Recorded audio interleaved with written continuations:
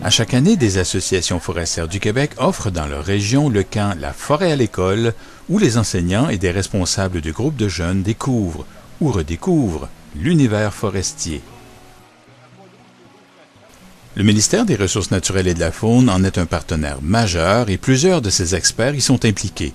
Suivons-les au camp de la région de Québec-Chaudière-Appalaches, offert par l'Association forestière des Deux-Rives, à la station touristique et à l'école de foresterie de Duchesnay.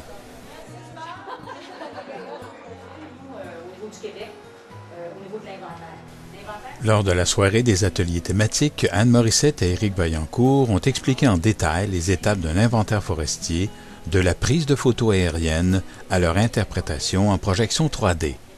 Faire les bonnes prescriptions sylvicoles et tout ça, c'est la connaissance. Il faut bien connaître la forêt. Ce qu'on fait, c'est que, première chose, c'est qu'on fait faire la prise de photographie aérienne. Fait qu'on envoie des avions, pas des satellites. Satellites, c'est vraiment... Ça ici, ça c'est du bleu jaune, ce que le monde appelle du merisier. Okay. Lui, il ressort toujours plus foncé. Après ça, ici, on a une belle cruche, là. Elle est orangée. Oui, elle est plus orangée. Puis ici, en rouge, on a l'épinette rouge. Le spinazar est sorti rouge. D'autres ateliers ont mis en valeur diverses facettes de notre forêt, les métiers qui y sont associés et les matériaux qu'elle nous procure. Les participants ont assisté à des présentations faites par des représentants de l'association forestière, d'institutions d'enseignement professionnel, collégial et universitaire, de l'industrie et du gouvernement.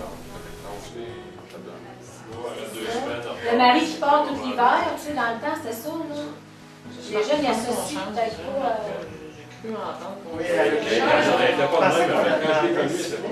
Disposer leur matériel pour être capable d'optimiser l'utilisation de ta chambre. Tu vas vouloir dormir dedans, peut-être tes besoins, tu vas vouloir dormir dedans, tu vas vouloir étudier, peut-être savoir du monde. Peut-être pas que ça peut être beau. La forêt, c'est la même chose. On veut l'utiliser.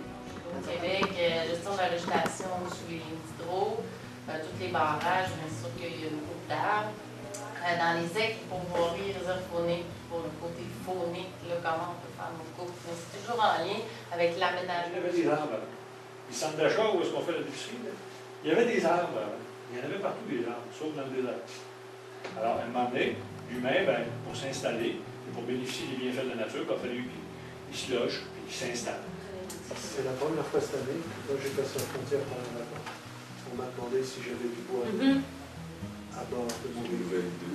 Oui. Et puis j'étais étonné, puis arrivé dans le camping, j'ai vu... Le lendemain, les participants ont pris la direction de la réserve Port-Neuf pour constater la mise en application de quelques exemples concrets d'exploitation forestière durable. Un ordinateur à bord qui mesure tout ce que tu fais en fonction de chacune. Durant le trajet, Charles en a profité pour expliquer diverses notions de planification forestière. À la fois le nombre de machines qui vont rentrer sur le territoire, puis ça te permet de faire des coupes partielles avec une plus grande précision. C'est ça, l'espèce de machine avec un grand bras qu'on voit dans... Par la suite, Richard Larochelle a fait une éloquente démonstration des avantages des méthodes de coupe actuellement privilégiées dans nos forêts, qui visent à assurer la pérennité à la fois de la biodiversité et de l'exploitation de la ressource.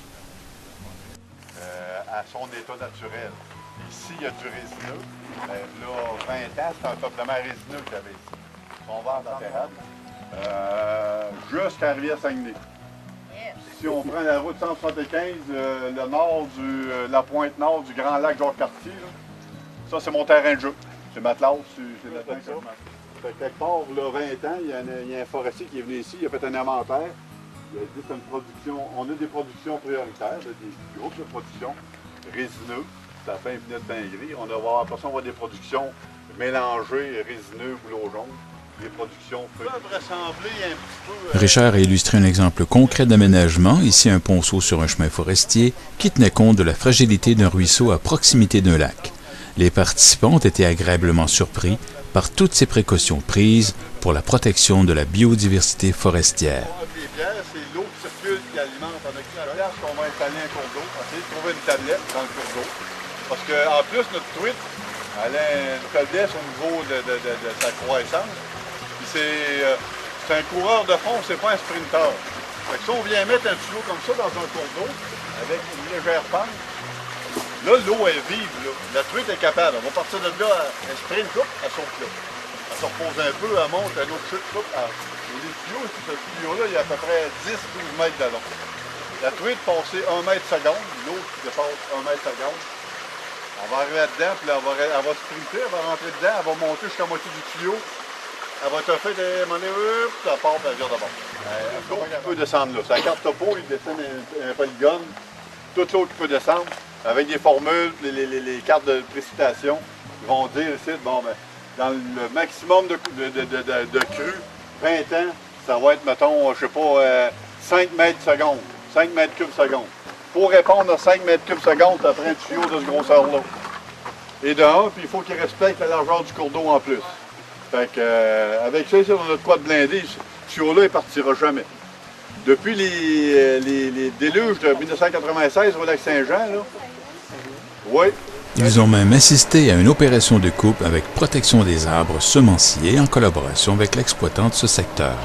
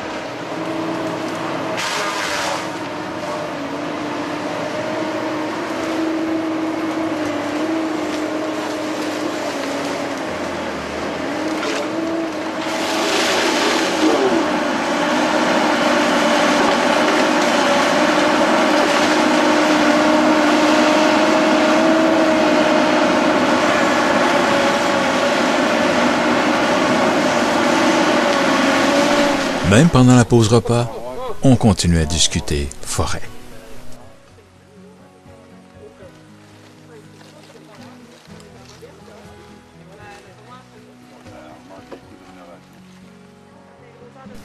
La formule des mini-ateliers s'est poursuivie l'après-midi. Les participants ont assisté à des animations sur la composition du sol, l'aménagement de la faune, la lutte contre les insectes nuisibles et la protection des forêts contre le feu. C'est très vivante, c'est très dynamique. Si on était ingénieur civil, c'est la partie qu'on appellerait le mort-terrain. L'ingénieur civil, la première chose qu'il fait, il arrive avec sa copine, il arrache cette partie-là.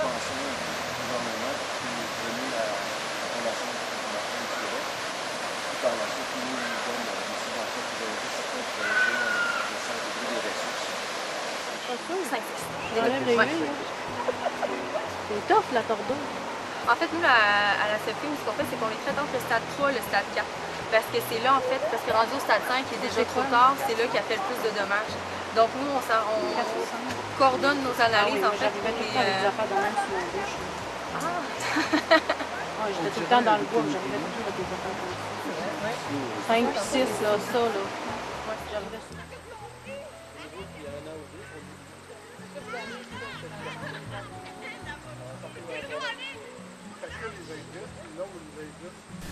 Les participants ont même pu expérimenter l'équipement terrain de lutte aux incendies.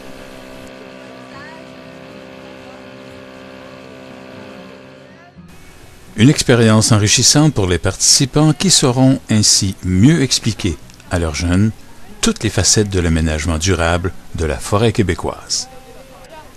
Merci et bravo à nos experts.